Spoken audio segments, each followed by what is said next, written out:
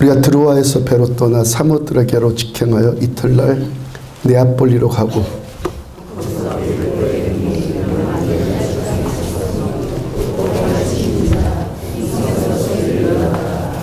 안식일에 우리가 기도할 곳이 있을까요? 문 밖 창가에 나가 거기 앉아서 모인 여자들한테 말하는데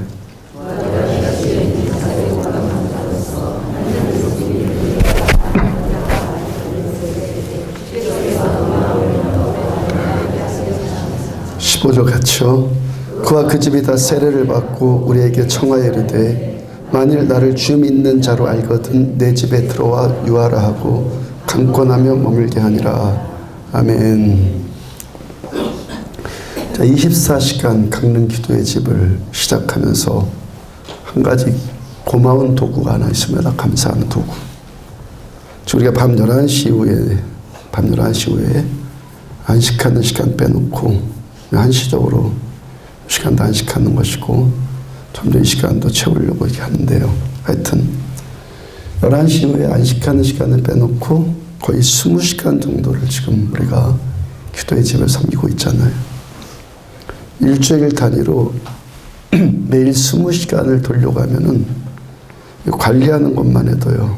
관리를 하는 것만 해도 지금보다 많은 재원과 에너지들이 필요하지 않겠어요.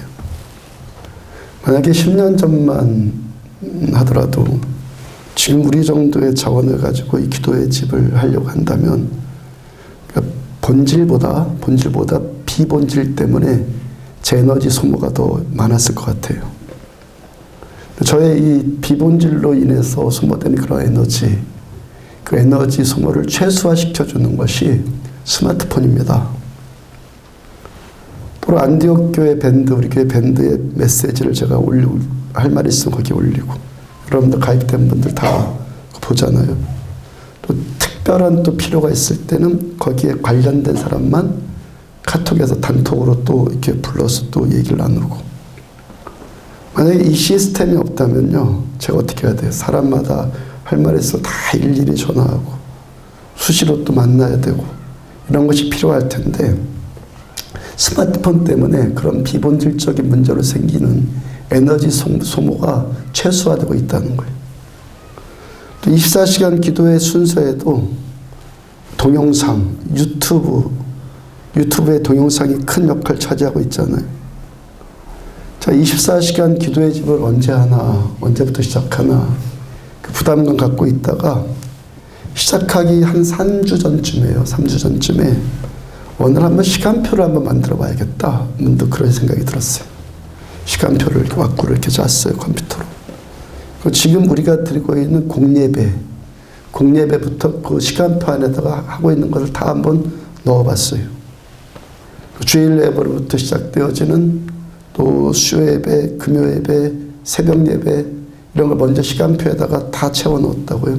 그 다음에 우리가 지금 현재 진행하고 있는 소그룹들 뭐 프리셉, 구역장반, 새가족반, 구역예배, 남전도회 이걸 또 다 채워봤단 말입니다. 그랬더니 얼추 채워지더란 말이에요. 이 시간표에. 야, 이거 되겠다. 이거 되겠다는 마음이 들어요. 나머지 이제 빈 시간들 있잖아요. 이 빈 시간들은 또 어떻게 채우지? 그 고민하는데요. 그 생각난 것이 유튜브의 동영상이라고요. 동영상으로 이 화면으로 자막으로 빔 프로젝트로 띄워서 제 설교도 다시 듣고 조은기 목사님을 비롯한 선배 목사님 설교도 듣고 마커스나 아이압이나 케이압이나 그런 찬양 예배 실황을 또 우리가 함께 보고 같이 예배드리고 똑같이 예배드리고 그렇게 시간표 안에 넣으니까 다 되었어요. 다 되었단 말이에요. 지금껏 우리가 해왔던 것들 그대로 먼저 이렇게 놓고 나머지 할 수 없는 것들은 제가 뭘로 채운 겁니까? 컴퓨터의 동영상이 다 해결해 줬단 말이죠. 인터넷의 동영상이. 제가 이렇게 기도의 집 시간표 다 짜놓고 흥분되고 막 감격이 되어서 그날 금요일 날이었던 것 같은데 심야 예배 때 그 표 막 보여주고 여러분들한테 막 그랬었잖아요. 막 감격이 돼 흥분돼서 제가 어쩔 줄 몰랐다고요. 아, 되겠구나 하는 것 때문에. 근데 제가요, 이 컴퓨터나 스마트폰에 있는 이 기능, 이 많은 기능들을 아마 100분의 1도 사용 못하고 있을 거예요. 100분의 1도 사용 못하고 있는데 그런데도 이 편리함과 이 유익함을 누리고 있단 말이죠. 만약에 30% 이상 사용할 수 있다면 어떻게 되겠습니까? 100%를 다 쓸 수 있다면 그 어떻겠습니까? 여러분들 여기 있는 우리도 웬만하면 다 사장님들, CEO들 되어 있을 것이고요. 웬만한 일들을 다 막힘없이 다 술술 해결할 수 있는 전문가들이 다 되어 있을 거예요. 30% 이상만 쓸 수 있어도. 그러니까 저와 여러분들의 호주머니 안에 엄청난 도구가 하나씩 들어있단 말이죠. 예배 시간에 벨 울리면 이거 어떻게 꺼야 돼? 막 전전긍긍하는 사람이 있는 것이 아니라 엄청난 도구가 하나 여기에 들어있어요. 우리 주머니에. 근데 우리들 대부분이 어떻다는 겁니까? 100분의 1의 효율도 지금 이거를 누리지 못하고 있단 말이죠. 엄청난 도구가 들어있는데 100분의 1도 지금 못 누리고 있는 거예요. 심리학자인 빅터 프랭클이 누제닉 로이로제라는 말을 했어요. 누제닉 로이로제. 현대인들이 고통스럽게 사는 것, 불행한 연유가 어디에 있느냐? 누제닉이라는 로이로제 때문에 그렇다는 거예요. 누제닉이라는 로이로제. 누스라는 말이 헬라어에서 유래된 말입니다. 그 뜻이 뭐냐면 정신 또는 혼, 정신, 혼, 영혼 이런 의미를 지니는 거예요. 누스가. 그러니까 현대인들이 고통받고 갈등하고 있는 그런 것들이 어떤 외적인 문제들, 어떤 환경적인 문제들 그런 것이 아니라 내면적인 문제라는 거예요. 고통의 원인이. 그러니까 우리들의 생각의 문제, 우리들의 마음의 문제, 우리들의 영혼의 문제가 영혼이 병들었기 때문에, 영혼이 때로는 죽어있기 때문에, 영혼의 감각이 지금 무뎌져 있기 때문에 그것이 우리들의 고통이라는 거죠. 그래서 모든 치료 가운데 이 빅터 프랭클이 모든 치료 가운데 근본 치료가 뭐냐? 의미 치료라고 그랬어요. 의미 치료. 의미를 살려야 된다는 거예요. 살아가는 의미를 회복시켜줘야 된단 말이에요. 우리 교회 같으면요, 제가 끊임없이 지난 3, 4년 동안 말씀하는 게 뭐예요? 목적이 살아나야 된다고 그랬죠. 신앙생활하는 목적, 교회의 목적, 우리가 살아가는 목적, 이 목적이 타락했던 것들이 원상태로 회복이 돼야 된단 말이에요. 네, 사람들이 왜 고통스럽다는 겁니까? 그러니까 삶의 의미가 아예 없다거나 뭐 있다고 하더라도 잘못된 의미를 줬는다는 거예요. 그게 고통이라는 거예요. 그러니까 리차드 포스터가 쓴 베스트셀러인 돈, 권력, 섹스라는 책처럼요. 대부분의 현대인들이 추구하는 의미가 그런 것이라는 거예요. 사람들이 쾌락을 얻고 권력을 얻고 돈을 얻고 그런 것들이 잘 사는 비결이라고 생각하고 그런 것을 얻는 것에 자기 인생의 대부분의 에너지를 소모하면서 산다는 것이죠. 그러니까 불행이라는 거예요. 그래서 불행이라는 거예요. 잘못된 의미를, 그게 틀린 의미인데 그것이 마치 옳은 의미처럼 잘못된 의미를 쫓아 사니까. 아가씨와 건달들이라는 뮤지컬이 있습니다. 창녀들과 도박사들 사이에서 이루어지는 이야기. 창녀와 도박사들 사이에서 그 이야기 이루어지는 내용이에요. 도박사, 어떤 사람이 그 타짜. 사람이 도박에 미치면 어떻게 됩니까? 있는 돈 다 질러놓고. 어저께도 제가 인터넷 뉴스 보니까요. 도박하다가 이 돈 때문에 자기 어머니 죽이고 여동생 죽이고 아내까지 죽이려고 하고 몰래 보험 들어놓고. 이 도박 때문에요.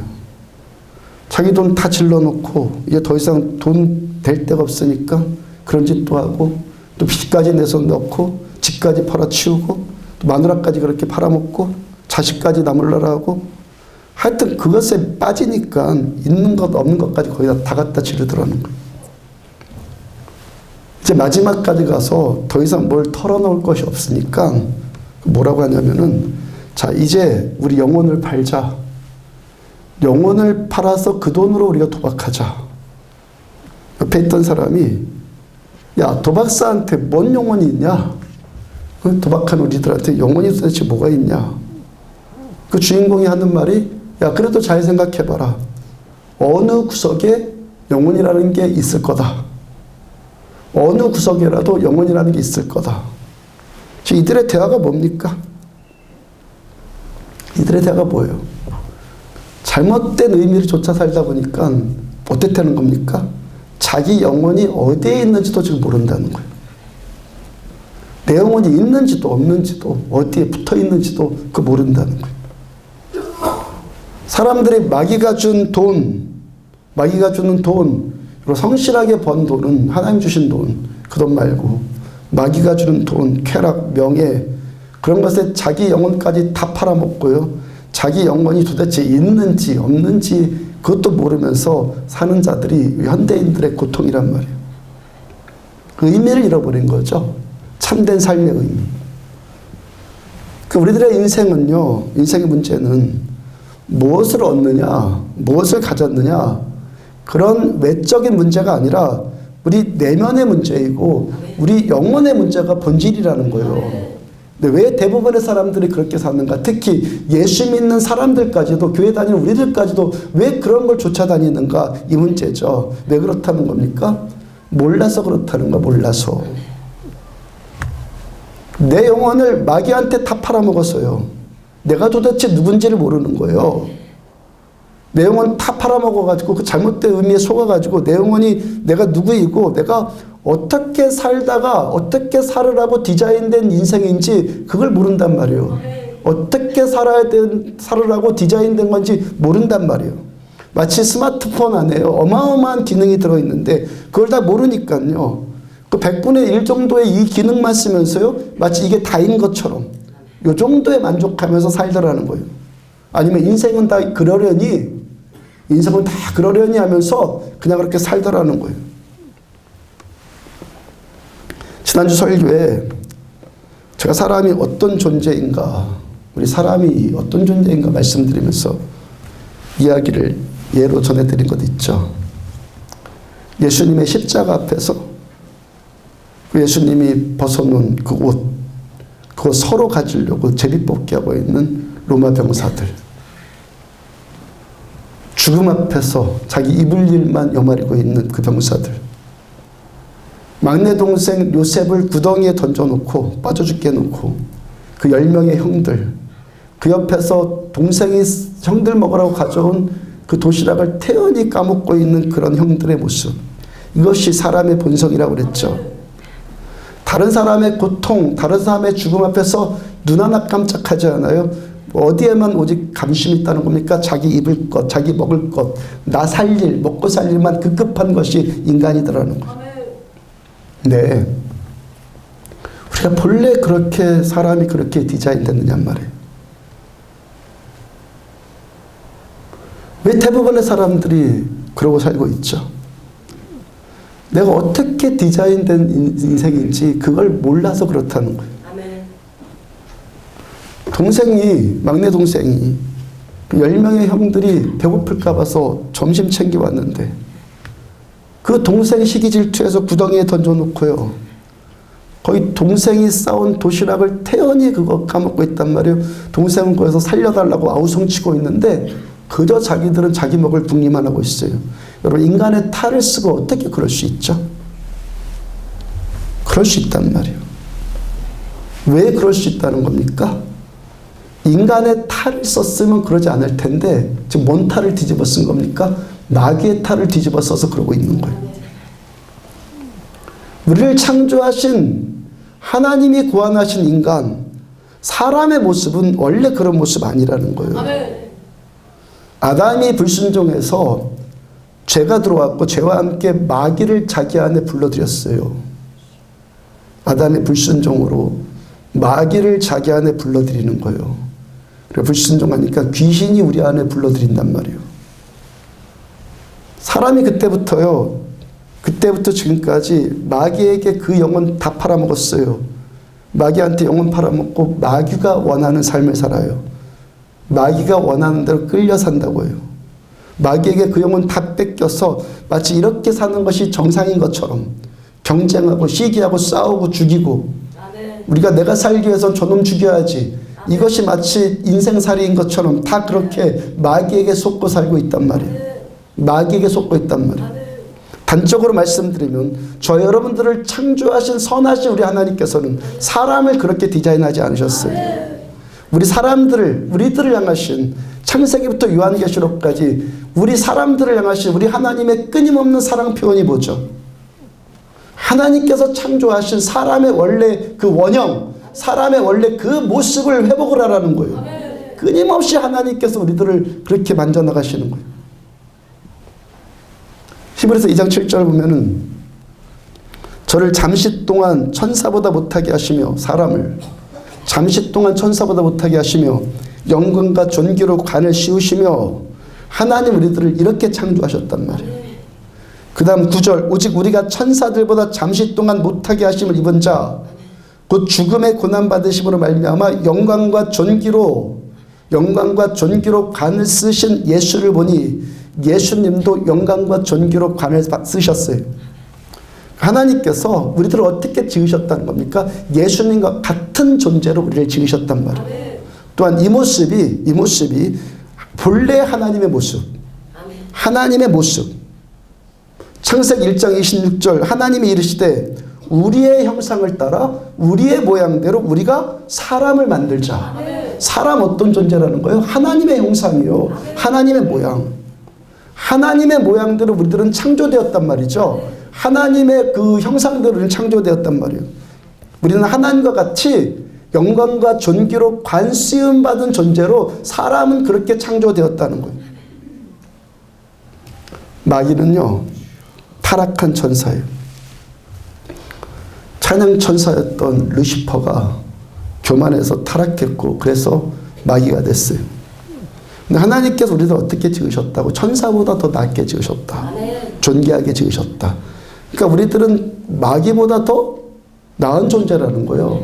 사람은 마귀보다 더 나은 존재예요. 그러니까 우리 사람은요, 본래 마귀한테 이렇게 속아서 마귀한테 지배당해서 마귀한테 끌려다니고 마귀가 조종하는 대로 살도록 그렇게 창조된 존재들이 아니라는 거예요. 우리는요, 마귀보다 더 센 존재들이에요. 마귀보다 더 나은 자라고 우리가요. 시편 8편 4절을 보면은 사람이 무엇이기에 주께서 그를 생각하시며 인자가 무엇이기에 주께서 그를 돌보시나이까. 다윗도 시를 쓰는데요, 성령 하나님의 영감을 받아서 이 고백을 하는 겁니다. 그 다음 5절 사람을 하나님보다 조금 못하게 하시고. 우리 어떤 존재예요? 하나님보다 조금 못한 존재들이요. 영화와 존귀로 관을 씌우셨나이다. 우리 하나님보다 조금 못한 자들이고 우리는 천사보다 탁월한 자들이에요. 우리는요, 사람은. 우리는 하나님처럼, 우리 예수님처럼 영광과 존귀로 관 쓰임 받은 자들이 사람이라는 거예요. 그러니까 우리들은요, 남의 고통 앞에서 자기 하나 먹고 살릴 여마리고 사는 악마의 탈을 쓴 존재로 창조되지 않았다는 거예요. 우리는 예수 그래서 잘 믿어야 되는 거예요. 진짜로 우리들은 예수 믿어야 되는 거예요. 교회나 나와주고 교회 다녀주고 이런 자들이 우리는 아니라는 거예요. 또 무당 굿하는 것처럼 내 우한 질고 하나 없애달라고 그거 가서 비는 정도로, 교회 나와서 하나님 이로 비는 정도로 그렇게 신앙생활하라고 우리 부르심받은 자들이 아니라는 거예요. 어떻게 부르심받았어요? 영광과 존귀로 관시음받은 자들로 우리들은 부르심받았다는 거예요.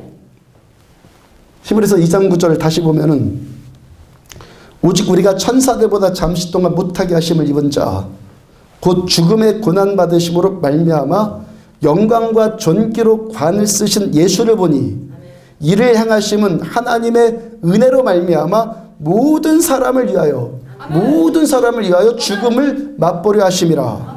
예수님 어떻게 예수님은 존귀와 영광으로 관을 쓰셨어요? 죽음의 고난받으심으로 곧 십자가에 죽으셔서, 예수님 십자가에 달려 죽으셔서 하나님의 영광과 존귀가 관이 씌워졌어요. 그 다음에 그렇게 하신 이유가 뭐라고요? 주께서 그렇게 행하신 이유가 뭐라고요? 하나님의 은혜, 우리를 향하신 하나님의 은혜로 말미암아 모든 사람, 우리들 모두를 위하여 죽음을 맛보려 하심이라. 예수님께서 십자가에서 죽으신 것은 우리도 예수님처럼 존귀와 영광과 그것으로 간쓰임 받은 사람의 원래 원형, 하나님이 창조하신 사람의 본래 상태로 회복시키기 위해서 예수님이 십자가에 달려 죽으셨단 말이에요. 로마서 6장 1절과 2절을 보면은 그런즉 우리가 그렇게 예수님의 십자가로 구원받은 우리들, 십자가 믿고 예수 믿고 구원받은 우리가 그런즉 우리가 죄에 거하겠느냐? 그런 우리가 죄에 거하겠느냐? 그럴 수 없느니라. 죄에 대해 죽은 우리가 어찌 그 가운데 더 살리오? 바울께서 우리에게 우리가 죄에 거할 수 있는 자들이냐? 질문하고 그럴 수 없다. 단호하게 대답을 해요. 이젠 우리가 누구라는 겁니까? 이제는 마귀에게 영혼 팔아먹는 존재들이 아니라는 겁니다. 우리는요, 사람의 탈을 쓰고 살아야지 이제부터 마귀 탈 쓰고 살면 안 된다는 거예요. 죄에 대해서 죽은 우리가, 죄에 대해서 우리 죽었는데 어찌 그 가운데 더 살리오? 그리고 죄에 대해서 죽었다고요. 마귀에게 그 영혼 팔아먹는 죄에 대해서 우리는 죄에 대해서 죽은 존재라고요. 또 질문 생기지 않아요? 이렇게 살았는데, 우리 살아있잖아요, 지금. 살았는데 어떻게 죽었단 말이지? 우리 살아있잖아요. 우리 어떻게 죽었다는 거예요? 바울께서 그 다음 3절에서 계속 답변을 합니다. 무릇 그리스도 예수와 합하여, 예수와 연합해서 무엇으로 합하십니까? 믿음으로. 믿음으로 예수와 연합해서 세례를 받은 우리는 그의 죽으심과 합하여, 예수님의 십자가의 죽으심과 합하여 세례를 받은 줄을 알지 못하느냐. 합하여라는 단어 계속 나오죠. 우리가 세례를 받았어요. 세례 받았습니다. 그게 무슨 의미라는 겁니까? 예수님과 우리가 연합이 되었다는 거예요. 알지 못하느냐? 무슨 뜻입니까? 그러면 그런 줄 알지 왜 그렇게 잔말이 많냐 이 뜻이에요. 거기 좀 있다가 그렇게 여겨주셨다, 하나님이 여겨주셨다가 그 헬라어 의미가 바로 그거예요. 그러면 그런 줄 알지 뭐 이렇게 잔말이 많냐. 주님과 우리가 세례받음으로 함께 연합이 되었다. 그런 줄 알으라는 거예요. 믿으라는 거예요, 그대로. 십자가 위에 달리신 예수님께, 십자가에 달리셨을 때 우리의 모든 죄가 주님께 다 떠넘겨졌어요. 따라서 예수님이 십자가에서 죽으셨다. 무엇을 의미합니까?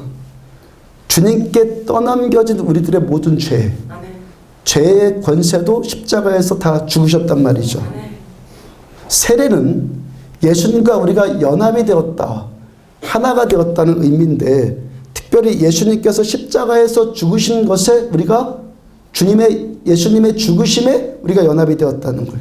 그러니까 예수님이 죽으셨을 때 주님과 내가 연합됐으니까 나는 어떻게 된 거예요? 나도 죽은 거죠.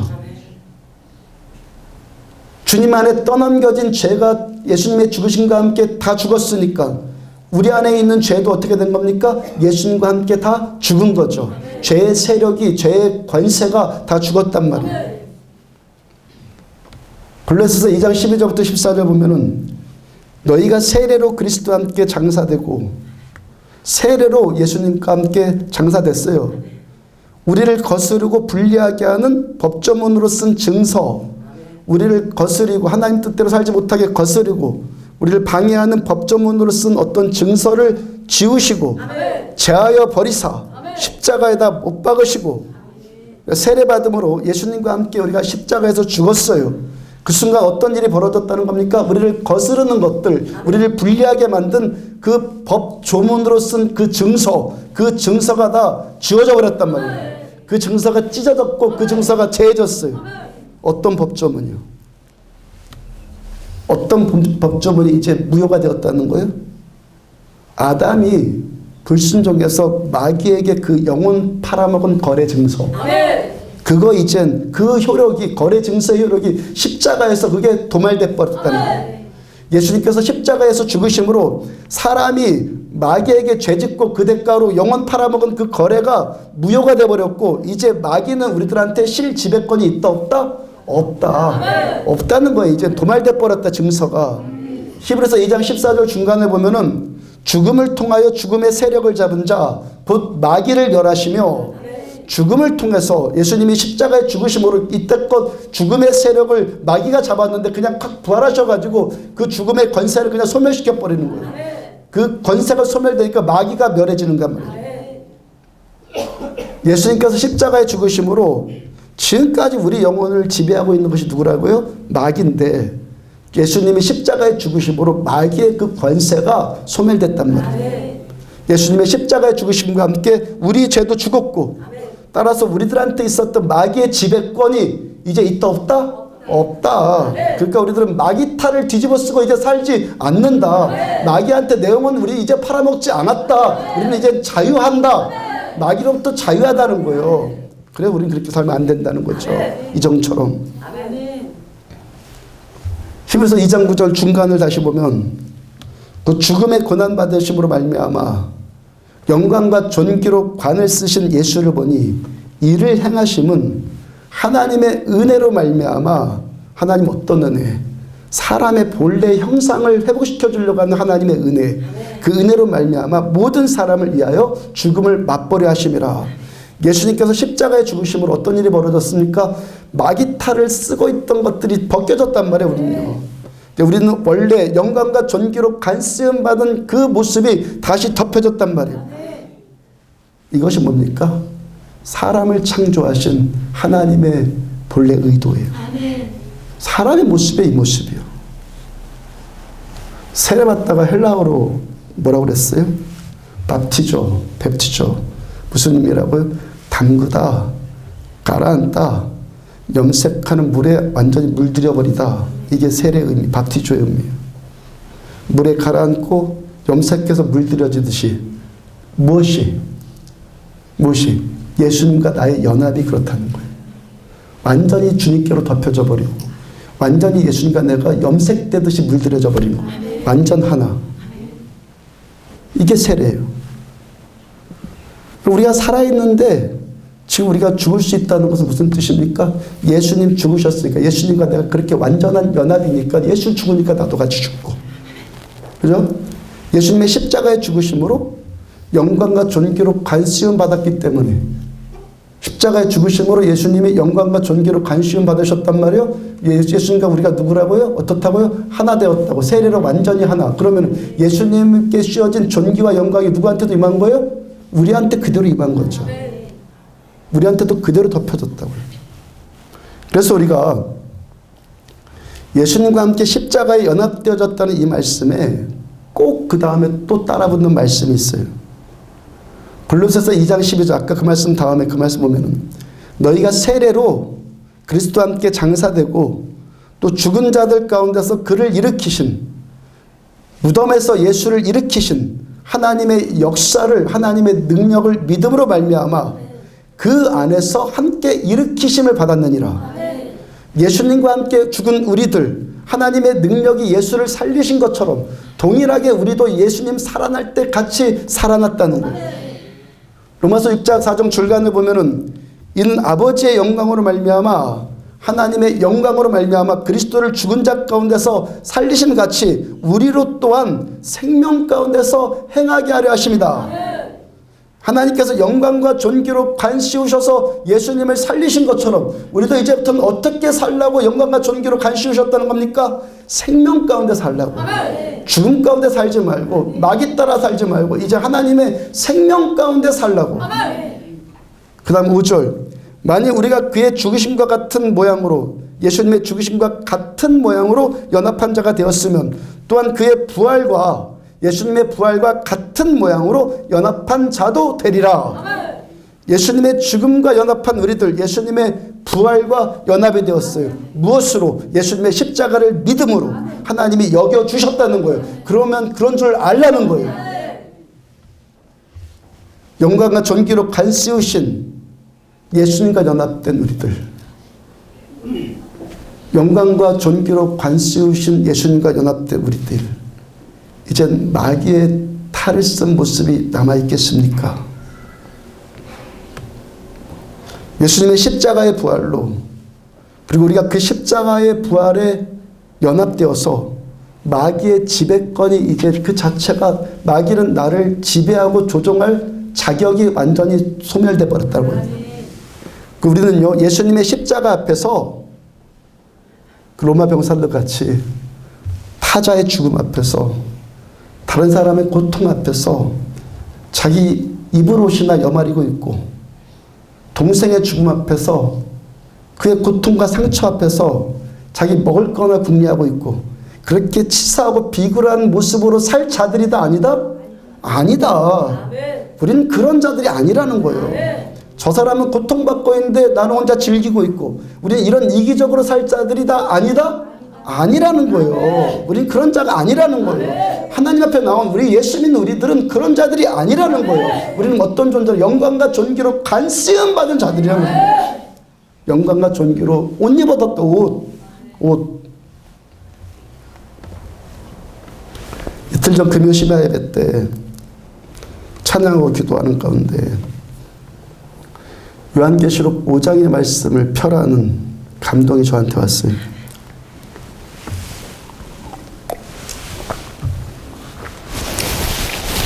말씀을 펴고 그 말씀 안에 있는 내용들이 제 눈에 들어온 대로 그 말씀을 붙들고 제가 기도하기를 시작을 했어요.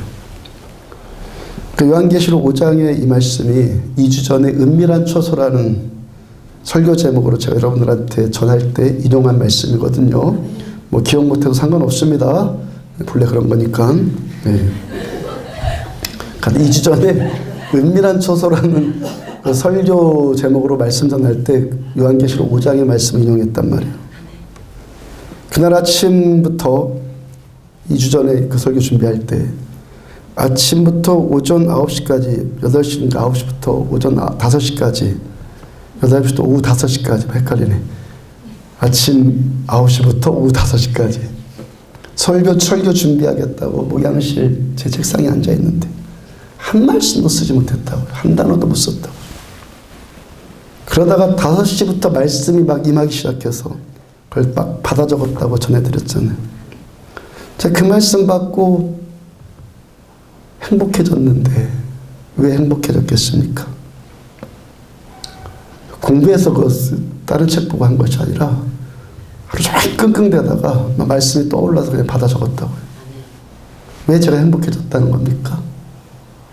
말씀하신 하나님께서는 저에게 말씀하신 하나님은 그대로 이루실 아멘. 전능하시고 신실하신 하나님이시기 때문에 우리 안디옥 교회를 우리 교회를 말씀의 집으로 또한 기도의 집으로 세워나가신 우리 하나님께서 그날 어떤 말씀 전했습니까? 교회는 그의 몸이니 아멘. 만물을 충만케 하시는 자의 충만이니라. 아멘. 하나님께서 우리 교회를 하나님으로 충만케 하시겠구나. 아멘. 성령 충만하시겠구나. 저 그 말씀으로 받았단 말이죠. 아멘. 우리가 말씀의 사람이 되고 저 여러분들 말씀의 사람이 되고 저 여러분들이 기도의 사람이 되면 성령 하나님께서 이 성전을 성령 충만케 해주시겠구나. 아멘. 이 말씀으로 제가 받았단 말이죠. 그리고 여기에 예수님으로 성령으로도 충만해지면 어떤 일이 벌어진다고요? 성령 충만해. 여기 우리 이 성전이 예수로 충만해지면은 어떤 요한계시록 5장에서 어떤 일이 나타난다고요? 7인으로 봉인된 아멘. 7도장으로 봉인된 두루마리의 인을 아멘. 두루마리의 인을 예수님이 하나씩 떼실 거예요. 아멘. 그 두루마리 책에 기록되어 있는 7계시의 비밀들 아멘. 그 계시의 비밀들을 하나하나씩 주님께서 풀어내실 것이고 아멘. 그 비밀들 그 안에 기록된 비밀들이 여기에 그대로 나타나진다. 아멘. 그래서 행복한 거예요. 아멘. 왜? 말씀하신 하나님은 말씀 그대로 이루실 것이기 때문에. 2주 전에 선십 강의할 때요. 박호정 목사님과 교제하면서 이야기를 잠깐 나눴어요. 요한계시록 5장 말씀이 설교 준비 가운데 임했고 그렇게 말씀을 풀었다고 전했다고 하니까 목사님이 눈빛이 갑자기 커져요. 그분 아이압 같이 다니면서 아이압도 다니면서 기도의 집에 대해서 많이 연구하고 많이 공부한 분이잖아요. 왜 눈이 커졌냐면은 그 요한계시록 5장의 말씀 특히 8절 말씀이 24시간 기도의 집의 핵심 구절이라는 거예요. 핵심 구절. 24시간의 기도의 집의 가치가 요한계시록 5장 8절이라는 거예요. 그 말씀을 하나님께서 목사님 저에게 직접 계시해 주셔서 풀어주셨다는 거예요. 그 두루마리를 취하심에 8절이죠. 네 생물과 24장로들이 그 어린 양 앞에 엎드려 어린 양 예수 앞에 엎드려 각각 검은 고와 비파, 기타, 현악기 검은 거와 향이 가득한 금 대접을 가졌으니 이 향은 성도들의 기도다. 예수님이 두루마리를 취하셨다고. 어떻게 할 때? 우리가 기도할 때, 찬양할 때. 두루마리를 예수님이 잡고 계시는데 언제 예수님께서 그 봉인된 두루마리의 이를 떼시고 그 7인과 연관된 그 7개의 인과 연관된 7계시들을 드러내 주시겠다는 거예요? 천사들과 24장로들로 대변되어지는 모든 성도들, 저와 여러분들이 예수님 앞에 납작 엎드려져요. 이렇게 우리가 어린 양이신 예수님 앞에 엎드려져서 각각 검은 거와 향이 가득한 금 대접을 우리가 다 가져요. 검은 거 영어로 하프라 번역됐다고 그랬죠. 무슨 의미입니까? 주님께 찬양 드린다는 것이죠. 주님께 찬송 드린다는 거예요. 향이 가득한 금 대접에서 이 향은 뭐라고 그랬어요? 우리의 기도다. 성도들의 기도다. 그래서 우리가 여기서 예수님을 찬양하고 여기서 예수님께 기도할 때 여기 어떻게 된다고요? 예수님으로 충만해지고 예수로 충만해지면 예수님께서 어떻게 하시나요? 두루마리의 인을 떼실 거다. 7개의 인을 떼시고 그 7 비밀들을 여기에다가 계시해 주시겠다는 거예요. 그러면 우리들은 여기서 24시간 밤낮으로 어린 양 되신 예수님을 찬양하고 예수님께 기도를 올려드리는 거예요. 그 금대접, 하프와 볼이 담겨져 있는 그 비파와 그 볼, 그 금대접을 하나님께 올려드리는 거예요. 기도의 향을. 그 다음에 그렇게 요한계시록 5장의 말씀 붙들고 금요일날 기도하는데 말씀 붙들고 눈에 들어온 대로만 기도했다고 그랬잖아요. 그날 새롭게 눈에 들어온 말씀이 또 6절 말씀이에요. 내가 또 보니 보좌와 네 생물과 장로들 사이에서 한 어린 양이 서 있는데, 성도들 사이에 한 어린 양 예수님이 서 계시는데 일찍이 죽임을 당한 것 같더라. 그에게 7 뿔과 7 눈이 있으니 이 눈들은 온 땅에 보내심을 받은 하나님의 7 영이라. 요한 사도께서 또 환상을 보니까 보좌에 어린 양이신 예수님이 서 계시고 예수님께 7 뿔과 어린 양 예수께 양에게 7 뿔과 7 눈이 있더라는 거예요. 양으로 표현되어진 예수님께 7 뿔이 있고 7 눈이 있더라는 거예요. 그리고 그 7 뿔과 7 눈이 뭐냐면 온 땅에 보내심을 받은 하나님의 7 영이다. 곧 성령님이시다. 이렇게 기록되어 있어요. 그러니까 예수님께, 어린 양이신 예수님께, 십자가에 달리신 어린 양이신 예수님께 성령님이 함께 계세요. 예수님이 성령님께서 예수님과 함께 계신다는 것은 당연한 말씀이죠. 근데 왜 그 7일까? 그거 제가 또 이제껏 풀지를 못했던 말씀이거든요. 7 뿔 할 때 이 뿔은 권세를 상징합니다. 권세. 뿔은 권세를 상징한단 말이에요. 근데 성령님께 뭐가 있다는 겁니까? 이 7 뿔의 권세가 있다는 거예요. 성령님께 7 뿔의 권세가 있다. 그러니까 성령님께서 7 눈과 7 뿔의 권세를 가지셨는데 그 7이 도대체 뭘 말하는 걸까? 구체적으로 뭘까? 제가 지금까지 이제까지 요한계시록에 관한 그런 서적들을 많이 읽어보지 못했는데요. 그동안 읽어본 책들 가운데서도 그 7 영이 뭐냐? 7 영이 뭐냐에 대한 속 시원한 대답을 얻지 못했었거든요. 근데 요한계시록 5장 펴놓고 그 말씀 붙들고 막 기도하고 있는 가운데 그 7 영이 뭔가 아주 쉽고 간단하게 그 말씀 안에 해석이 되어 있더라고요. 아주 쉽고 간단하게. 요한계시록 5장 12절 큰 음성으로 이르되 죽임을 당하신 어린 양은 능력과 부와 지혜와 힘과 존귀와 영광과 찬송을 받으시기에 합당하도다. 아멘. 제가 기도하면서 너무 놀라고 흥분되고 막 기뻤어요. 그거 쉬어봤어요. 하나, 둘, 셋 기도하면서 큰 소리로 막 저 혼자 그 목사님 뭐 하는 건가 그런 소리 들었는지 모르겠는데 하나, 둘, 셋 할 때 7 하면서 그 단어를 하나하나씩 다 세보니까 7이더란 말이죠. 한 번 세봤고 이거 내가 정확하게 세봤나? 그 하나, 둘, 셋, 넷 하면서 또 2, 3번 제가 더 세봤어요. 7이 정확하게 맞더란 말이죠. 예수님께 7 뿔과 7 눈을 가지신 7 영이신 성령님이 계세요. 일곱 인을 떼실 때 일곱 영이 임하시는 거예요. 우리가 여기서 찬양과 기도함으로, 기도하고 찬양함으로, 그렇게 예배드림으로 예수 충만해지고 성령 충만해져요. 그 일곱 영이신 성령님께서 두루마리 안에 일곱 인으로 봉해져 있었던 일곱 계시의 비밀, 계시의 비밀을 드러내기 시작하세요. 그게 뭐라고요? 능력, 부, 지혜, 심, 존귀, 영광, 찬송, 이 일곱을 다 가지신 성령님께서 그것들을 어떻게 하시겠다는 겁니까? 이 성전 안에 드러내시겠다는 거예요.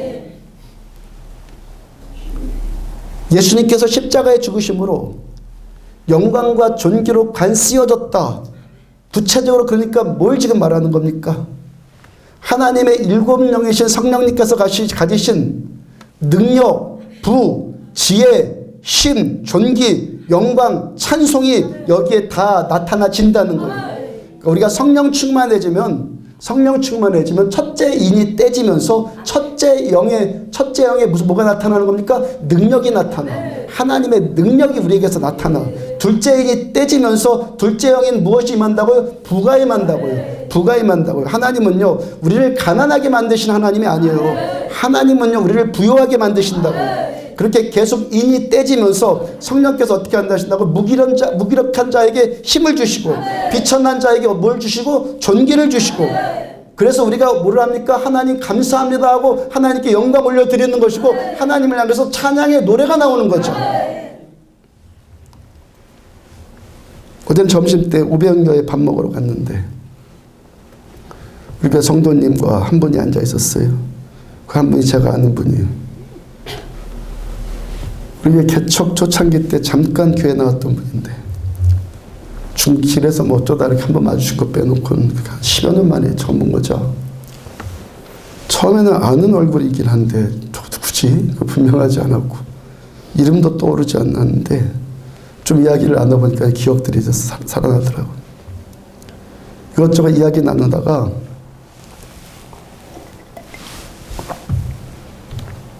교회 잘 다니고 있냐고 물어보니까 지금은 휴가 상태래요. 자, 그래서요, 그 두 분 테이블에 합석해서 같이 밥 먹었고, 밥 다 먹고, 두 분 와서 목양실에 가서 커피 한 잔 타드릴 테니까. 제가 웬만한 그 알렉으로 우리 성도님 덕택에 원두가 탁월해서 웬만한 커피숍보다 맛있게 탄다고. 제가 잘 타는 게 아니라 원두가 좋아서 그런 거예요. 그러니까 오라고 한 잔 대접해 드릴 테니까. 그 이야기를 들어보니까요, 이분이 삶의 의미를 잃어버렸어요. 아까 삶의 의미에 대해서 이야기해 드렸잖아요. 지쳐있고 무기력함에 빠져 있어요. 그러니까 그 빅터 프랭클의 누제닉 루이로즈와 함께 의미요법 말씀드렸잖아요. 그러니까 치유는 뭐라고요? 삶의 의미가 회복되는 게 치유라고. 근데 그 의미를 잃어버렸으니까 지금 망가지고 있는 거잖아요. 이분이 애시당초 하나님께서 믿는 자에게 베푸실 그 의미, 중고등학교 청년 때는 여의도 순복음교회에서, 여기가 아니라 서울에 한참 그 20년, 30년 전에 여의도 순복음교회 막 불타올랐을 때, 그때 신앙생활 했다고 그랬는데, 그래서 하나님께서 우리에게 주신 이 의미를 따라가지 않고 세상 주는 의미를 따라갔다는 거예요. 그 남편이 다 가진 사람 같이 보여서 다 가졌다는 게 뭐 그거. 그래서 그와 결혼했고요. 그 지금까지 살아왔는데 그 가진 것들, 그것이 자신에게 기쁨을 준 것이 아니라 고통이라는 것을 뼈저리게 경험을 했다는 거예요.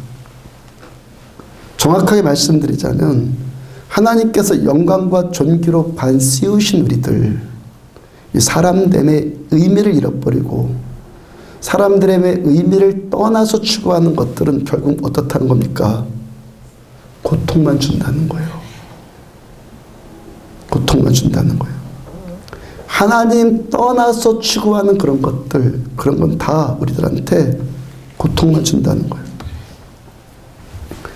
이분들 그냥 뭐 사는 게 사는 거지 뭐 기쁘다거나 행복하다거나 그래서 사는 것 아니라고 그래요. 그냥 살죠. 뭐 죽고 싶은 것도 아니지만 그렇다고 살고 싶지도 않고 그냥 산다는 거예요. 그 사는 것 자체가 힘이 없다는 거예요. 힘이 없대, 힘이. 사는데도 힘도 안 나고 힘도 내고 싶지도 않고 그렇다는 거예요. 자, 오늘 말씀을 전하고 있는 이 비슷한 말씀을 그분한테 전해드렸고, 하나님께서 무기력한 당신을 우리 하나님은 치유해 줄 겁니다. 우리 하나님은 완벽하게 치유해 주시는 의사이십니다. 그러므로 다시 교회 나오십시오. 들을 땐 잘 들었다고 교회 나오라고 그러면 사람들이 반응을 안 해요.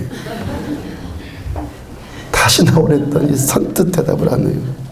뭐 다 알아들어. 제가 뭐 이때까지 이와 비슷하지, 설교한 내용 비슷한 얘기를 계속 핵심만 계속 전해드리니까 다 알아듣고 뭐 다 옳고 그런데 교회 나오라니까 왜 대답을 안 해. 그러더니 선뜻 대답 안 하고 이제 뭐 다 끝났나 보다 하고 가방 주섬 챙기더니 나가려고 그래요. 여기까지 왔으니까 기도받고 가세요. 그래서 기도하는데 성령님이 바로 직각 만지세요. 성령님의 임재에 사로잡혀서요. 막 울기를 시작하고. 그렇게 기도를 다 끝내고 나니까 머리를 이렇게 갸우뚱하면서 이렇게 목을 만져요. 제가 목이 아파요? 물어보니까 아니요. 지금까지 계속 지금 그 편도가 보였었고 계속 목이 아팠었는데 통증이 다 없어졌어요. 머리도 계속 아팠었는데 머리도 이제 안 아파요. 그러니까 이분이 학생 청년 때 그 여의도 순복음 교회 다니면서 그렇게 뜨겁게 믿었다고 하는데 하나님 어떤 분입니까? 그분은 휴가여도 하나님 휴가 아니에요. 여전히 그분 사랑하고 계세요. 그다음에 저는 또요. 저는 저 사람이 여기저기 뭐 아픈지도 모르고 그냥 기도해 드렸는데 제가 뭐라고 선포했습니까? 하나님은 당신을 치료하실 수 있는 의사라고. 제가 선포한 것에 대해서 하나님 그대로 우리 하나님 응답해 주셨잖아요. 그는 하나님의 능력, 하나님의 일곱 영 능력으로 치유해 줬고 저는 어떻게 해주신 거예요? 제가 선포한 말에 하나님이 책임져 주셨잖아요. 저를 존귀하게 해주셨잖아요. 하나님의 일곱 영. 내일부터 교회 나오러 가니까 나오겠다고 하더라고요. 처음엔 뭐 전원생활 하겠다고 산속에 들어가서 멀리 가고 이제 못 온다고 그러더니 나오겠다고 하는데 현관에 나가서는 이제 목사님 내일은 정말 약속된 것이 있어서 올 수가 없다고. 2년 만에 뭘 해야 되는데 그거 할 수가 없다고. 안 올 사람이면요 오겠다고 건성대답하잖아요. 보통 안 올 사람이 오겠다고 건성대답하지 내일은 못 오니까 다음 주 꼭 오겠어 이렇게 말 안 하거든요. 그 다음 주부터 꼭 오세요. 그러니까 오겠대요. 뭐가 임했어요? 하나님의 일곱 영이신 능력이 임했고 힘이 임했잖아요. 무기력한 자에게, 힘없는 자에게 힘이 임했고 그 다음에 이제 하나님께 예배드리는 찬송이 임했잖아요. 영광이 임하고 있잖아요. 그렇죠? 저 어제 그분께도 전해드렸고 여러분들한테도 지금도 계속 전해드리고 있는 우리 삶의 의미가 뭐예요? 우리가 어떤 자냔 말이에요. 일곱 뿔의 눈을 가지신 일곱 영이신 성령님으로 우리를 충만해줘야 돼요. 우리 그런 것이나 쫓아다니고 마귀탈 뒤집어 써갖고 그런 것이나 따라다닐 자들이 아니라 일곱 영이신 성령으로 충만해지고 능력, 부, 지혜, 힘, 존귀, 영광, 찬송을 그거 우리가 누리고 그 다음에 이 땅 사람들한테 흘러보내고 그들도 우리가 누리는 이 하나님의 나라, 내가 먼저 이 하나님의 나라를 누리고 그들도 하나님의 나라를 누리게 하는 게 우리가 살아가는 삶의 의미란 말이에요. 교회는 그의 몸이니, 교회는 예수의 몸이니 만물 안에서 만물을 충만케 하시는 자의 충만이니라. 이 말씀처럼 먼저 우리가 예수로 충만해지고 무엇해서 기도하고 찬양하고 예배드리면서 예수로 충만해진 우리가 이제 또 어떻게 할까? 만물을 충만케 하는 도구로 우리가 쓰임받는 것. 이것이 우리가 살아가는 삶의 의미라는 거예요. 요한계시록 5장 6절 중간을 다시 보면 그에게 일곱 뿔과 일곱 눈이 있으니 성령 예수님께 일곱 뿔과 일곱 눈이 있으니 이 눈들은 온 땅에 보내심을 받은 하나님의 일곱 영이라. 하나님의 일곱 영이 하시는 일이 뭐라는 겁니까? 온 땅에 보내심을 받았다는 거예요. 하나님의 7영이 주시는 축복이 우리들한테 임해야 된다면, 그 축복 우리가 누려야 된다면 오직 한 가지 이유가 뭐라는 겁니까? 온 땅에 보내심 받기 위해. 내 배만 두드리기 위해서 교회 다니는 게 아니라 내가 예수 믿고 살았기 때문에 내 주변 사람들을 살리고 우리 교회가 살기 때문에 이 강릉 땅을 살리는 것이 교회가 존재하는 목적이고 우리가 축복받아야 되는 이유란 말이에요. 사무엘하 16장을 보면은 다윗의 아들 압살롬이 아버지를 반역하고 예루살렘을 차지했고 다윗은 아들한테 쫓기는 신세가 됐어요. 그때 아히도벨이라는 무사가 압살롬에게 붙어요. 시편 55편 12절을 보면 나를 책망하는 자는 원수가 아니라 원수일진데 내가 참았으리라. 나를 대하여 자기를 높이는 자를 나를 미워하는 자가 아니라 미워하는 자일진데 내가 그를 피하여 숨었으리라. 원수가 아닌 원수였다면 이 표현은 강조하기 위한 어법이죠. 원수가 아니어야 되는 자가 원수가 되었다는 거예요. 나를 미워하는 자가, 나에게서 자기를 높이면 안 되는 자. 아들이 어떻게 아버지 앞에 자기를 높여? 그런 자가 아니어야 되는데 지금 미움의 관계에 있단 말이에요. 차라리 원수였으면 참았을 거고 미워하는 자면 내가 차라리 피해버렸을 텐데 그 배신감 때문에 정말 힘들다는 거예요. 그 다음에 13절 그는 곧 너로다. 나의 동료, 나의 친구요, 나의 가까운 친으로다. 그렇게 친했던 친구였던 동료였던 자가 다윗을 배신하니까 너무너무 고통스럽다는 겁니까? 그 사람이 누구라는 겁니까? 아히도벨이고 압살롬이라는 거예요. 이 아히도벨이라는 이 자가 본래는 다윗의 모사였단 말이에요. 다윗이 통일 왕국을 건립하는데 핵심 역할을 감당했던 인물이에요. 근데 이제 다윗을 배신하고 압살롬한테 붙었어요. 그리고 다윗을 죽이고자 하는 모략을 세우는데 다윗이 예루살렘 성을 떠나면서 너희는 이 왕궁을 지키고 있어 남겨둔 후궁들이 있었어요. 다윗의 첩들이죠, 아내들.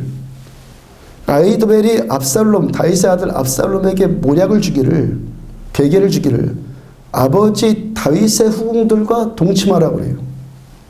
뭐라는 겁니까? 아버지를 철저하게 모독하라는 거죠. 철저하게 모독하라는 거예요.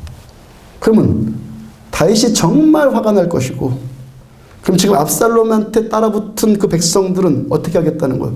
더욱 압살롬한테 이제는 매달릴 수밖에 없게 된다는 거죠. 이제 선택의 여지가 없는 거예요. 다윗이 이렇게 화가 났으니까. 일이 이렇게까지 되었으니까 이제 살 길은 압살롬한테 붙는 수밖에 없겠구나. 다윗한테 가더라도 용서받지 못했겠구나. 이런 마음이 백성들한테 들게 해주겠다는 거예요. 늘상 말씀드리지만 전쟁은 이기기 위해서 하는 거랬잖아요.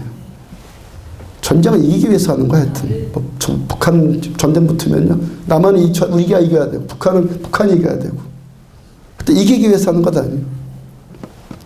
압살롬의 편에 붙은 이 아히도벨이 악마 같은 모략을 썼는데, 근데 압살롬의 편에서 보면은 아주 다윗을 이기기 위한 탁월한 지금 계책을 쓴 거죠. 그 다음에 또 계책을 하나 주는데, 자기한테 날랜 병사 2,000만 주면은 오늘 밤에 당장 다윗을 추적해서 기습 공격을 감행해서 다윗의 목을 베오겠다고 그래요. 만약에 아히도벨의 계책대로 그대로 됐으면요, 다윗은 아마 죽었을 거예요. 왜? 나중에 거기에 다윗의 충신이었던 후세가 끼어들었고 압살롬의 판단을 흐리게 해서 무산되었긴 했는데, 만약에 아히도벨의 계책대로 그대로 했으면 이스라엘 왕위는 압살롬이 차지했을 거라고요. 하여튼 아히도벨 어떤 자라는 겁니까? 제갈공명 같은 자예요. 탁월한 모사예요. 그럼 압살롬은 어떻게 했어요? 압살롬. 다윗이 성경이 다윗에게 이 자는 하나님의 마음에 합한 자다. 하나님의 마음에 맞는 자다.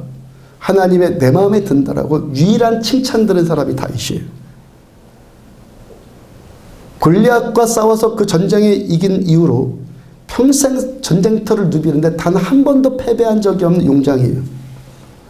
시편의 그 아름다운 식구들을 읊을 만큼 아주 영적인 매력이 탁월한 자였고, 감성적인 매력이, 정서적인 매력이 또 탁월한 자예요. 그가 하프를 타면요, 악기 들린 자들이 치유받아요. 사울은 천천히고 다윗은 만만이다 하면서 백성들이 막 속어치고 칭송받았던 사람 다윗. 그런 다윗인데 다윗한테 행했던 백성들의 그 마음을 압살롬이 뺏어왔단 말이에요. 그런 다윗의 마음, 다윗한테 갔던 마음을 백성들이 뺏어왔으니까 압살롬 괜찮은 자잖아요. 아무나 따라갑니까? 머리머리한데 따라가요? 다윗에 필적할 만큼 뭔가 매력이 있으니까 따라갈 것 아니에요. 압살롬이나 아이도벨이나 뭘 받은 겁니까? 하나님께로부터 탁월함이라는 은사를 받은 자들이죠. 탁월함이라는 은사. 그러니까 처음에는 영광과 존귀로 관시음 받은 자들이라는 거예요. 그런데 왜 망했어요? 이 말씀은 지난주 화요일날 오전 예배 때 전해드린 말씀인데, 요즘에 제가 소그룹 모임을 하면요, 기대가 된단 말이에요. 오늘 하나님께서 어떤 말씀을 주실까 기대가 돼요. 충분히 찬양하고 기도하고 그렇게 영이 맑아지고 깨끗해져서 말씀 묵상하니까요, 더 깊은 은혜의 말씀들이 올라오더라는 거예요. 경험도 기대가 돼요. 화요일 오전에 집에서부터 교회까지 걸어오는데 마음속으로 임하는 성령님의 음성이 오늘은 목적에 관해서 말씀을 전하거라, 그런 감동이 왔어요. 여러분과 함께 그날 주어진 말씀 이 큐티를 하려고 책을 펴니까 이 이야기가 나왔단 말이에요. 다윗과 압살롬, 아이도벨 이야기가 딱 그 목적에 관한 이야기잖아요. 여러분, 우리가 하나님께 받은 은사는요, 우리한테 있는 장점들이 있잖아요. 좋은 점도 많잖아요. 여러분들에게. 우리들은 사람이란 존재가 얼마나 탁월합니까? 이거 금방 소멸되는 것 아니에요. 하나님의 말씀에 불순종했다고 해서 뭐 예뻤던 얼굴이 갑자기 못생겨진다거나 건강한 사람이 갑자기 병든다거나 그런 것 아니에요. 그런 것은요, 무당에게 굿하는 샤머님적인 생각에 사로잡힌 생각이고, 무당이 그러잖아요. 협박하잖아. 너 내 말 안 들으면 귀신이 너 괴롭힐 거야. 그런 생각에 사로잡힌 거고, 우리는요, 하나님께 불순종한다고 해서 잘 되던 사업이 갑자기 망하고 그런 것 아니에요. 그럼 보편적으로 예수 믿는 사람들은 다 잘 돼야 되잖아요. 예수 안 믿는 자는 다 안 돼야 되잖아요. 그 논리가 만약 합당하다면. 그런 거 아니라는 거예요. 하나님께서 우리 사람들한테 주신 고유한 은사들이 있고, 그 다음에 우리가 또 성령 충만해지면서 받게 되는 초자연적인 은사들이 있죠. 이런 은사들이 불순종한다고 해서 어느 날 갑자기 소멸되는 것이 아니라 그 은사는 그대로 남아요. 서서히 소멸되긴 하는데 갑자기만 사라지거나 그런 거 아니란 말이에요. 로마서 11장 29절을 보면 하나님의 은사와 부르심에는 후회함이 없느니라. 하나님께 우리들한테 뭔가를 주실 때는요, 후회함이 없어요. 하나님이 실수하신 것이 아니에요. 뭐가 문제라는 겁니까? 그 은사를 받은 우리들, 나한테 이 좋은 것들 받은 우리들, 이것들을 지금 우리가 어떻게 쓰고 하나님의 이 부르심에 우리가 어떻게 반응하느냐, 이 문제라는 거예요. 압살롬이나 아이도벨이나 이들 왜 망했어요? 왜 망한 겁니까? 은사 때문에 망한 거잖아요. 아예 멍청이였으면 안 죽었죠. 너무 탁월하니까 망한 거 아니에요? 하나님께서 근데 이들한테 그렇게 탁월한 은사를 주신 목적과 이유가 뭐죠? 그렇게 은사를 주신 목적과 이유가 뭐예요? 하나님이 주신 그게 뭐죠? 다윗에게 충성하라고. 다윗에게 충성하라고. 그래서 다윗을 통해서 이루기를 원하시는 하나님의 나라, 그것을 같이 세워나가라는 거잖아요. 근데 이들 어떻게 했어요? 하나님의 그 목적을 배신했어요. 살아가야 되는 의미, 그 삶의 의미를 배신해버린 거예요. 그리고 어디다가 그 목적을 씁니까? 자기 나라를 세우는데 그 은사들을 쓰더라는 거예요. 하나님께서 주신 은사를 가지고 하나님의 나라가 아니라 자기 나라를 세우는데 쓰니까, 자신 육신의 그 욕구들을 위해서 그것들을 쓰니까 철저하게 원수에게 그걸 이용당하더란 말이에요. 그러다 결국에 망해요. 은사가 없어서 망하는 것 아니라 은사를 목적대로 쓰지 않으니까 망하는 거예요. 로마서 6장 3절을 다시 보면, 그리스도 예수와 합하여 세례를 받은 우리는 그의 죽으심과 합하여 세례를 받은 줄을 알지 못하느냐. 우리가 예수님과 연합해서 존귀와 영광으로, 영광과 존귀로 관시음 받은 자가 되기 위한 이렇게 되기 위한 그 우선순위가 뭐라는 겁니까? 그의 죽으심과 합하여. 예수 믿음으로 예수님의 십자가에 나의 나라를 세우고 싶어하는 그 욕구들, 나의 죄, 나의 정욕이 그 십자가에서 함께 죽었기 때문에 우리가 예수 믿고 예수님과 함께 연합한 자가 되었다는 거예요. 그 다음 5절, 만일 우리가 그의 죽으심과 같은 모양으로 연합한 자가 되었으면 또한 그의 부활과 같은 모양으로 연합한 자도 되리라.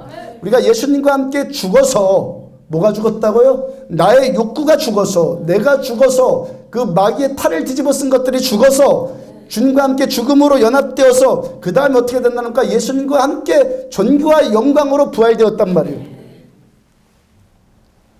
예수님과 함께 죄가 죽고 우리들은 어떻게 살아야 됩니까? 예수님의 일곱 영으로 충만해서 사는 자들이 되어야 한단 말이에요. 그게 그리스도인의 부르심이에요. 그 다음 6절, 우리가 알거니와 우리의 옛사람이 예수와 함께 십자가에 못 박힌 것은 죄의 몸이 죽어 다시는 우리가 죄에게 종노릇하지 아니하려 함이니, 죄의 몸이 죽은 우리들은 다시는 죄한테 이제 끌려다니지 않는다. 종노릇하지 않는다. 하나님께서 우리에게 예수님의 십자가와 부활로 존귀와 영광으로 간씌워 주신 목적이 어디에 있다는 거예요? 하나님의 일곱 영이신 성령님으로 인해 능력, 부, 지혜, 힘, 존귀, 영광, 찬송을 우리에게 주고 싶어 하신단 말이에요. 하나님 우리들한테 이걸 베풀어 주고 싶어 하신단 말이에요. 우리에게 능력과 부와 지혜와 힘과 영광과 찬송을 주셔서 우리를 영광과 존귀로 계속해서 관을 씌워주고 싶어 하신단 말이에요.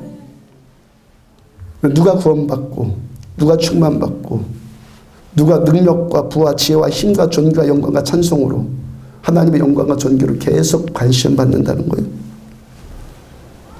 죄에 대해서 죽고 생명에 대해서 살려고 할 때, 내 나라가 아닌 하나님의 나라를 세우고자 할 때, 구체적으로 예를 들면 여기에 돈 벌고 싶은 분들 계실 텐데, 성령께서는 부의 영이시기 때문에 성령께서 임하시면 부의 은사를 받아요.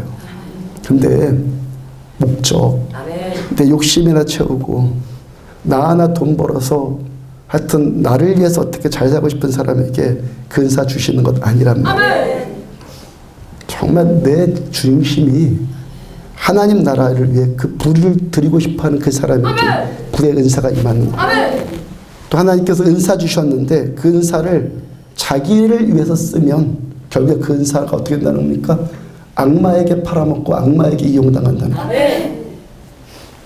정신 똑바로 우리들 차리세요. 여러분, 제가요 성경의 인물들 아브라함, 모세, 바울, 다윗, 요셉, 사도들, 바울 탁월하게 다 쓰임 받았잖아요. 하나님 함께 오셔서 하나님 일곱 영이 함께 하시고 탁월한 인생들 사셨잖아요. 다 필보드로 살 자들이었는데, 아무것도 아닌 존재로 살 자들이었는데 성령께서 오시니까, 예수님 오시니까 탁월한 인생들 살아냈잖아요. 자, 그분들과 비교도 할 수 없지만요, 제가 청년 때 제 후배가 저한테 뭔 말 한 가지 했다고 여러분들 말씀드렸죠. 형은 평생 가도 술 못 끊을 거야. 제가 그렇게 살았었는데 어느 하나님께서 저에게 찾아오시지 않았다면 제가 지금쯤 어떻게 살았을까요? 먹고 살아야 되니까 어디에든 취직은 했겠죠. 낮에는 일하고 밤에는 친구들이나 어떤 사람들과 어울려서 술 타령하는 것으로 낙을 삼고 살게 있겠죠. 그리고 살아고 있었을 거예요, 분명히. 근데 그런 삶 안 살잖아요. 왜? 주님 저를 찾아오셔서. 주님 저를 찾아오시니까 밤에 술 타령이라고 살았어야 되는데 지금 우리 교회를 제가 품고 있고 강릉을 제 가슴에 품고 세계를 제 가슴에 품고 살잖아요. 하나님이 저를 어떻게 해주신 거예요? 존귀와 영광으로 간씌워 주신 거잖아요. 여기 모인 예수 믿는 우리들 모두가, 우리들은 이미 어떤 존재라고요? 예수님의 십자가와 부활을 믿음으로 이미 존귀와 영광으로 여러분들은 간시움 받은 거예요. 중요한 것은 뭡니까? 하나님의 일곱 영이 주시는 능력, 부, 지혜, 힘, 영광, 찬송이 계속 여러분들한테 임하도록 그 은혜가 소멸되어지지 않도록 점점 더해지는 거죠. 어떻게 해야 된다는 겁니까? 어떻게 한다? 여러분들의 임에 그 좋은 것들, 우리들의 인생살이 자체, 그죠? 산다는 것 이 자체가 나를 위해서가 아니라 하나님의 나라를 위해서 쓰십시오. 죄 짓는 데 쓰지 말고 생명 살리는 데 쓰십시오. 오늘 사도행전 본문 봅시다. 16장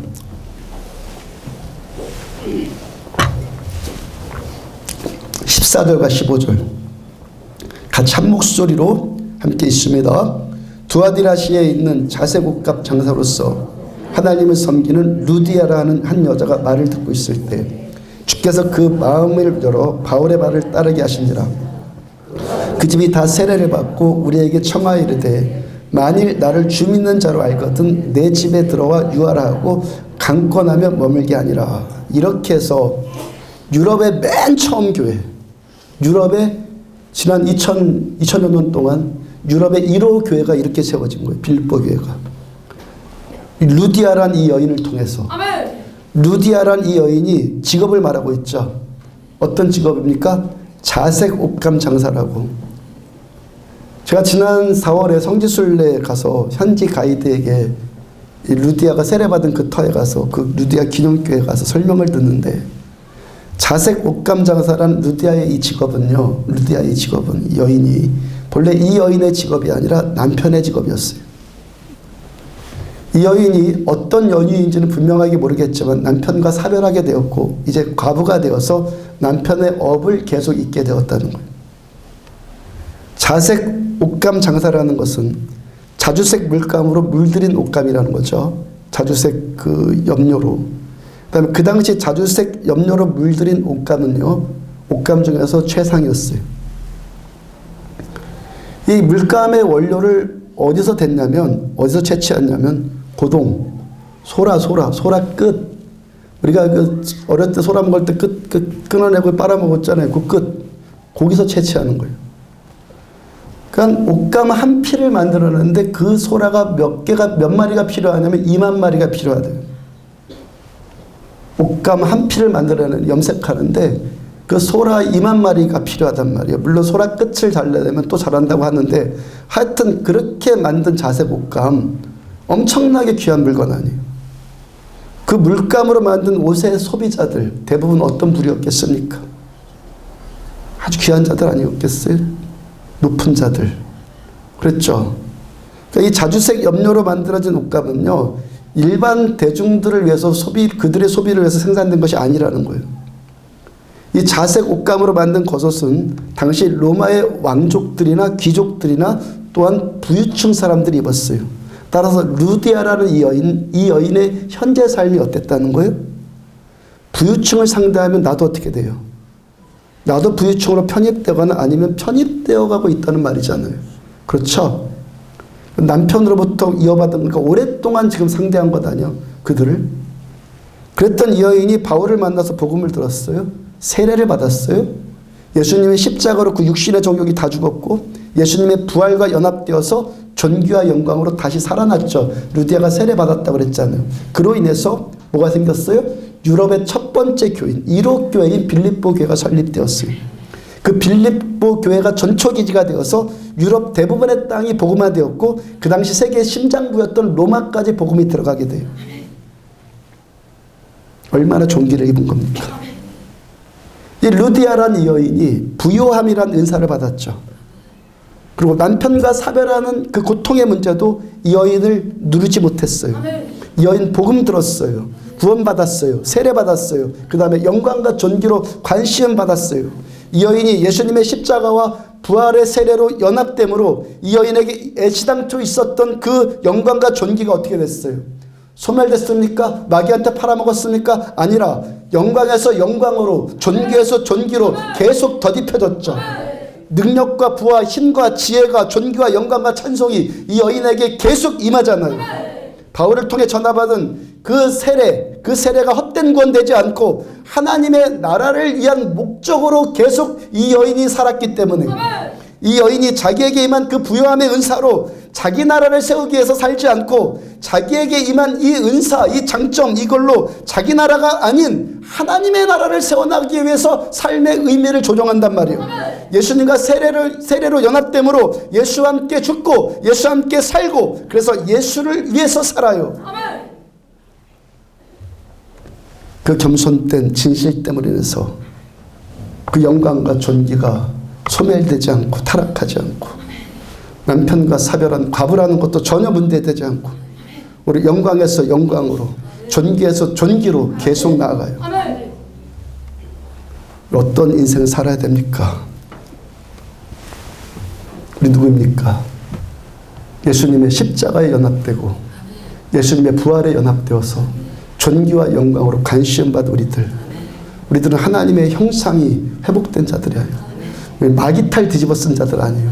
하나님의 형상이 다시 살아났어요. 여기 우리 모두는 이 하나님의 집에서 검은고의 찬송과 기도의 향이 담긴 금대접을 하나님께 올려드려요. 우리의 기도와 찬송이 어린 양 예수께 올려드려지면서 여기에 무엇이 맙니까? 능력과 힘과 부와 지혜와 존귀와 영광과 찬송에 성령의 일곱 영으로 이 자리가 충만해진다고. 그 영광과 존귀가 우리들, 그 영광과 존귀 받은 우리들 하나님의 나라를 세워나가기 위한 목적, 내 나라가 아니라 하나님의 나라를 세워나가기 위한 목적으로 우리가 순수해져요. 그 목적이 진실해져요. 예수님께서 기도 가르쳐 주신 것처럼 뜻이 하늘에서 이루어진 것 같이 땅에서도 이루어지라. 내 뜻을 여기서 펼치게 살지 않고 하나님의 뜻을 이루는 삶을 살아내려고 우리가 그 의미를 조정한단 말이에요. 그러면 뭡니까? 영광에서 영광으로, 존귀에서 존귀로 더 계속 나아간다는 거예요. 우리들 여러분 어떻게 사시고 있지 모르겠는데 이렇게 살아야 되는 자들 아니에요. 우리는 영광과 존귀로 관심 받은 자들이에요. 십자가 앞에 로마 병정들 같이 요셉의 형들 같이 남의 고통 앞에서 죽음 앞에서 나 살궁리만 하는 그런 자들 아니에요. 우리는요 살리는 자들이에요. 고통받는 자들을 살리는 자들, 허무한 자들한테 삶의 의미를 주고 살 힘이 없는 자들한테 힘 주고 비천한 자들한테 존귀 주고 그 통로로 쓰임 받으라고 우리 부르심 받았다. 목적이 회복되기를 축복합니다. 하나님의 나라가 우리 안디옥 교회의 목적이에요. 하나님의 이 나라, 영광과 존귀로 관심받은 이 나라가 우리 안디옥 교회를 통해서 강릉에 풀어지고 땅끝까지 흘러가는 것이 하나님이 우리 교회를 여기에 세우신 목적이라. 이 목적 타락하지 말고 끝까지 잘 나가시기를 주의 이름으로 축복합니다. 찬양합시다.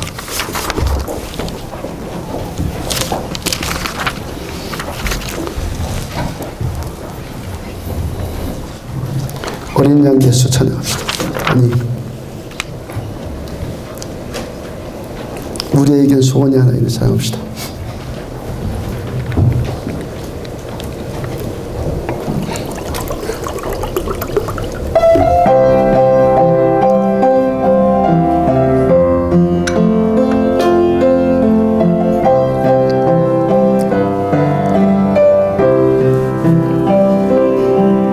우리에겐 소원이 하나 있네. 주님 다시 오실 그날까지 우리 가슴에 새긴 주의 십자가 사랑 나의 교회를 사랑케 하네. 주의 교회를 향한 우리 마음 희생과 포기와 가난과 고난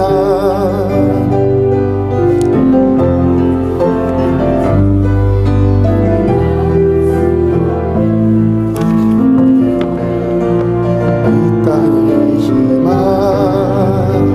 교회를 교회되게 예배를 예배되게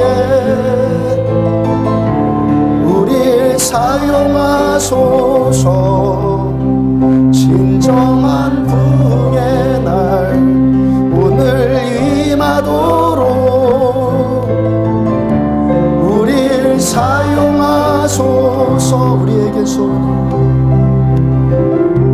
소원이 하나 있네.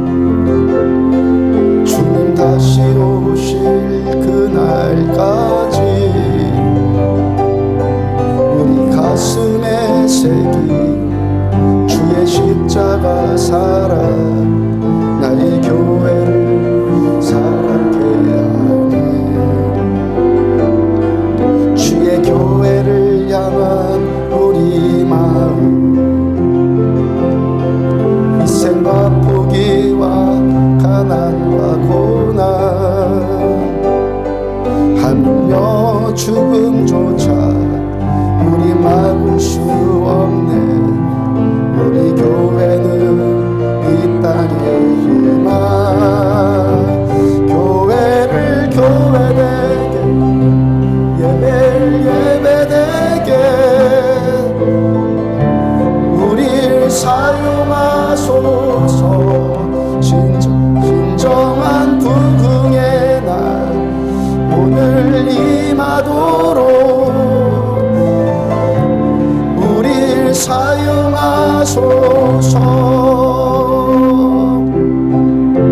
성령 안에 예배하리라. 자유의 마음으로 사랑으로 사역하리라. 교회는 생명이니 교회를 교회되게, 예배를 예배되게 우릴 사용하소서. 진정한 부흥의 날 오늘 임하도록 우릴 사용하소. 교회를 교회되게, 교회를 교회되게, 예배를 예배되게 우릴 사용하소서. 진정한 부흥의 날 오늘 임하도록 우릴 사용하소. 성령의 새바람, 성령의 새바람 이 땅에 불어오소서. 주의 영그 생기로 우리를 다시 살리사 이 땅에 하나님 영광 더하는 그런 나라가 되게 하소서. 열방에 하나님 영광 비추는 그런 나라가 되게 하소서. 이 땅의 돈과 선, 이 땅의 돈과 선함과 가득한 죄악 용서하소서. 모든 우상들 무너지고 주님만 높이는 나라 되게 하소서. 이 땅에 지친 모든 영 주 예수 사랑 알게 하소서. 저들의 아픔과 눈물 씻는 주님의 보혈이 땅 치유하소서. 성령의 새바람 이 땅에 불어오소서. 주의 영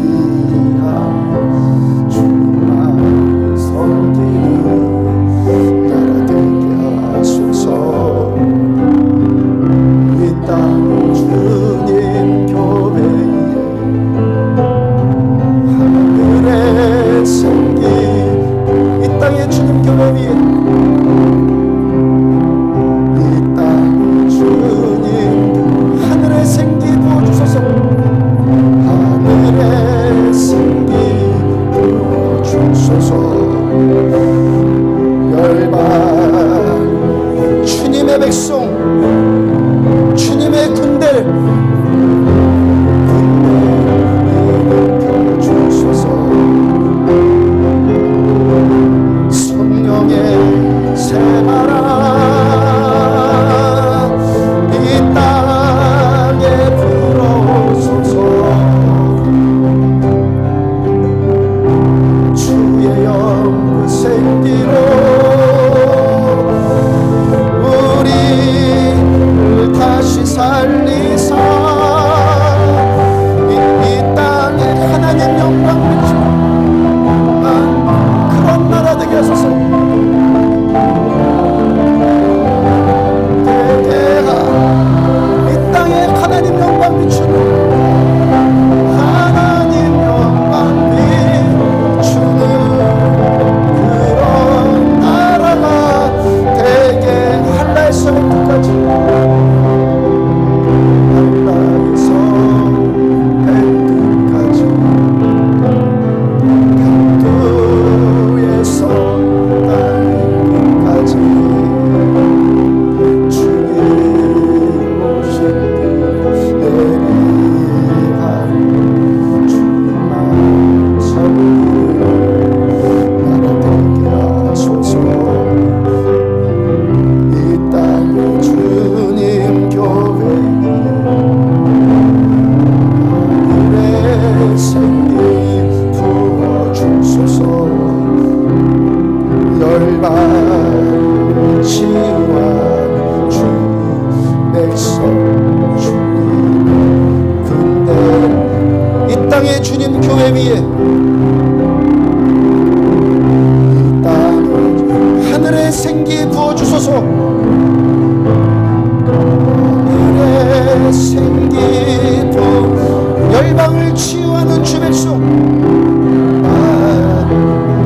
주님의 군대 일으켜 주소서. 주님의 군대를 일으켜 주소서.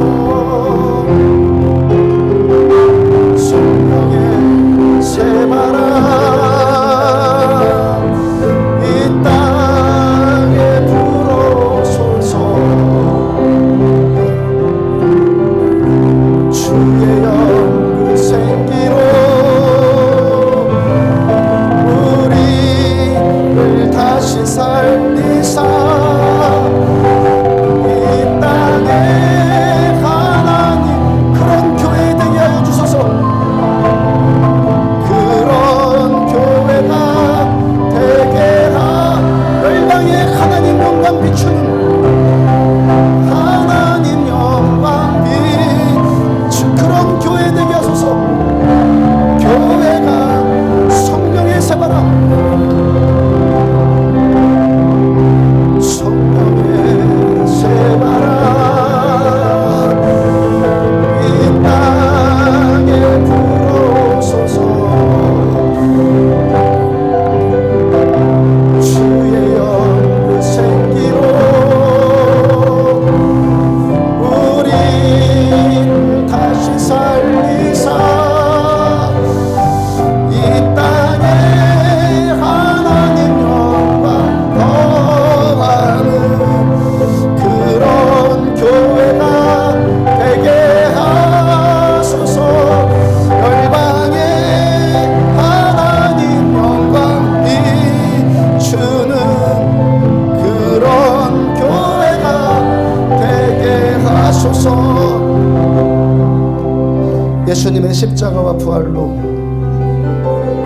영광과 존귀로 간시움 받은 우리들, 하나님 우리들 죄에게 나 내주지 않고 내 나라 세우는데 삶의 목적 세우지 않고 하나님의 나라를 세워가는 하나님의 백성 되어지기를 원합니다.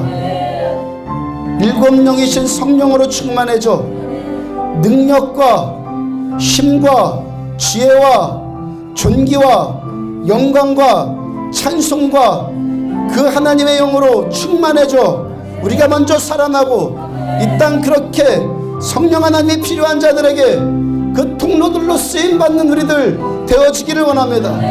내 나라를 세워나가는 것 회개하고 하나님의 나라를 세워나가겠습니다. 삶의 목적과 의미를 회복시키겠습니다. 주여 상창하시고 한 목소리로 기도합니다. 주여, 주여, 주여.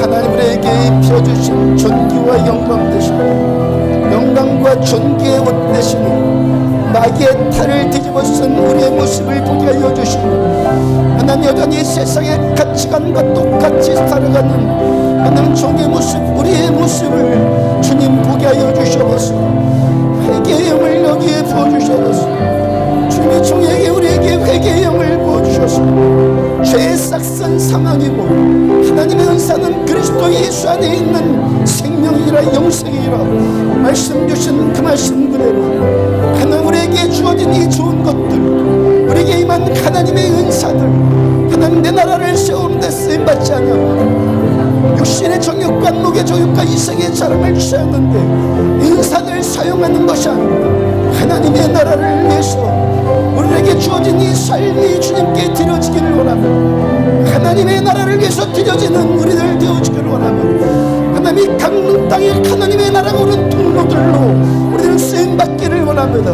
하나님의 나라의 민족이 땅 끝까지 이르러서 하나님의 이 생명의 통로들로 우리들은 쓰임받는 우리들 되어지기를 원합니다.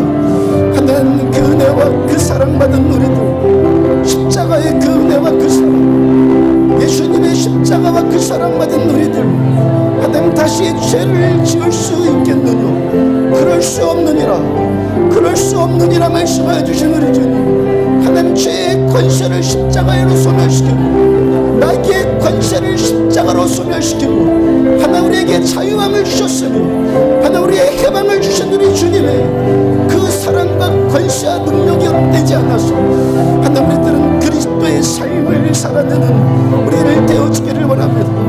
영광과 존귀로 세운받은 영광과 존귀로 간수받은 천사들보다도 탁월하게 지으시고 마귀보다도 탁월하게 지음받은 우리의 이 전권자가 하나님의 말씀 앞에 살아나며 예수님의 그 십자가의 그 사랑과 부활의 그 능력으로 다시 살아내서 참 그리스도의 삶을 살아나는 우리들 되어지기를 원합니다.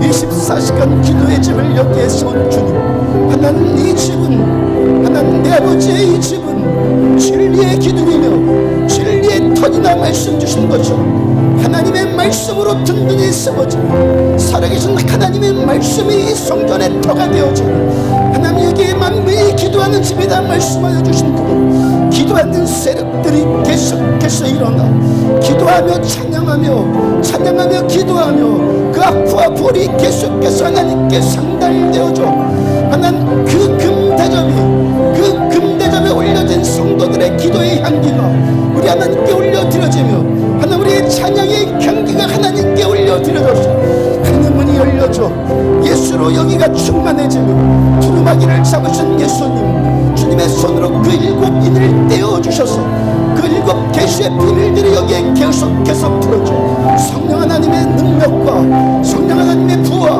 성령 하나님의 힘과 성령 하나님의 존귀와 성령 하나님의 영광과 성령 하나님의 찬송이 우리들의 삶 가운데 계속해서 경험되어지는 하늘의 사람들로 세워줘 하나 우리들은 육의 것에 매여서 육의 것에 붙들려 살아가는 하나님 그런 비참하고 초라한 인생들이 아니라 영광과 간해로 쓰임받는 하나님 루디아와 같은 하나님의 백성들 되어줘서 영광에서 영광으로 나가며 존귀에서 존귀로 계속해서 나갈 수 있는 하나님 우리들 되어지기를 원합니다. 하나님의 말씀에 사로잡혀 하나님의 말씀은 살았고 운동력이 있어서 자외날 선 어떤 검보다 예리하여 혼과 영과 및 단절과 골수를 찔러 쪼개까지 하며 또 마음의 생각과 뜻을 감찰하신다고 말씀하시고 하나님 그 말씀이 우리에게 임하여 하나님의 말씀이 성령의 검으로 임하여서 하나님 우리의 패부와 고통과 간절과 골수를 쪼개며 세상으로 가려고 하는 이 은혜가 타락하려고 하는 목적이 타락하려고 하는 우리의 중심을 보게 하여 주시고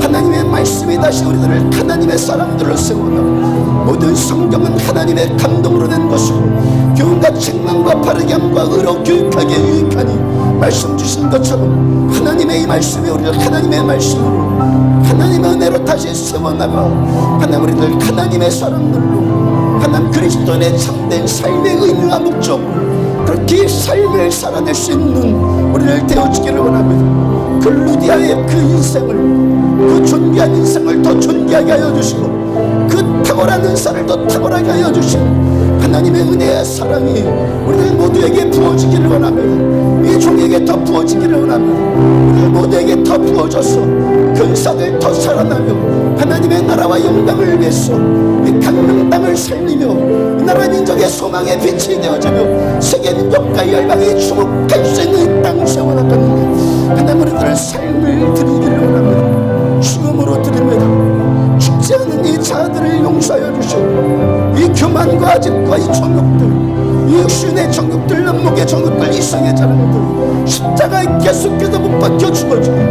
예수님의 그 부활과 계속해서 부활하여지는 우리들 되어지기를 원합니다.